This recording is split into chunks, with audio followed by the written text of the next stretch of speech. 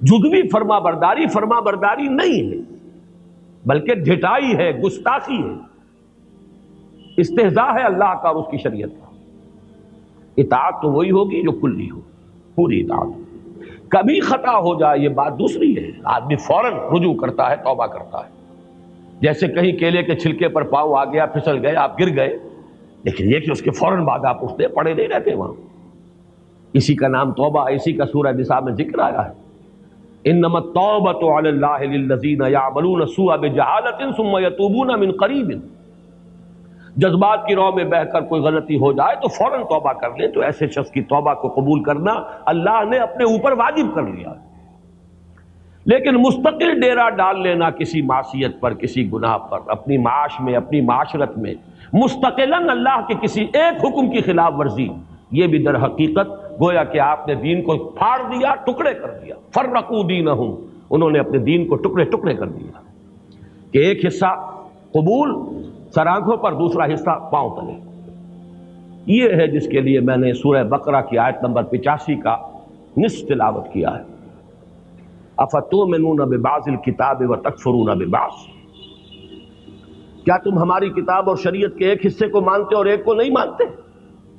دونوں ہماری ہی کتاب کے حصے ہیں، دونوں حکم ہماری کتاب میں ہیں، ایک سر آنکھوں پر اور ایک پاؤں تلے روکتے رہے ہو۔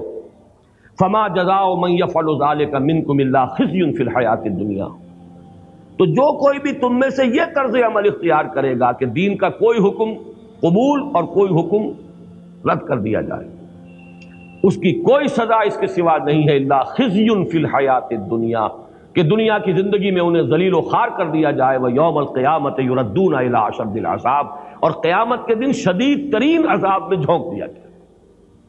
یہاں وہ لفظ آ گیا خزیٌ، ذلت، رسوائی ہیں آج کیوں ذلیل کہ کل تک نہ تھی پسند، گستاخی فرشتہ ہماری جناب، اس لیے ذلیل ہے کہ جو دیندار ہیں وہ بھی پورے کے پورے دین کے اوپر عمل کرنے کو تیار نہیں، کچھ نے عبادات کا دامن تھام لیا ہے، معاملات میں کورے، معاش میں حرام چل رہی ہے، اپنی معیشت میں، اپنی معاشرت کے اندر شریعت کے سری احکام جو ہے ان کو توڑا جا رہا ہے۔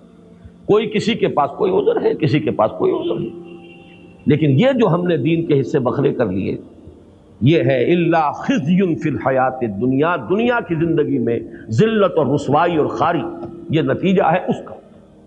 اور قیامت کے دن جو کچھ ہونا ہے اللہ تعالیٰ معاف فرمائے، اس آیت سے تو ثابت ہو رہا ہے کہ جو بدترین کافر ہیں ان سے بھی زیادہ شدید عذاب ان لوگوں کو ہوگا، اشد العذاب، جنہیں عربی کی شد بدھ بھی ہے وہ بھی جانتے ہیں، یہ افعال التفضیل کا صیغہ ہے، یہ کمپیریٹیو ڈگری نہیں ہے، سپرلیٹیو ڈگری ہے۔ ایڈجیکٹوز کی وہ جو 3 فارمز ہوتی ہیں، یہ تو سپرلیٹیو، اشد العذاب، عذاب کی شدید ترین صورت جو ہے اس کے اندر جھونکے جائیں گے وہ لوگ جو دین کو اس طریقے سے تقسیم کر لیں کہ ایک حصہ قبول، ایک حصہ رد۔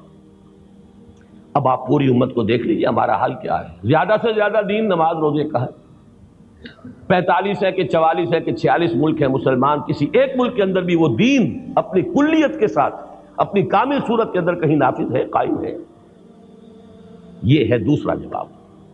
اب ان دونوں جوابوں کو پھر جمع کر لیجئے تو ہمارے سامنے بس ایک حل ایک ہی رہ جاتا ہے، ایمان لاؤ کہیں سے، وہ ایمان، وہی آب نشاط انگیز۔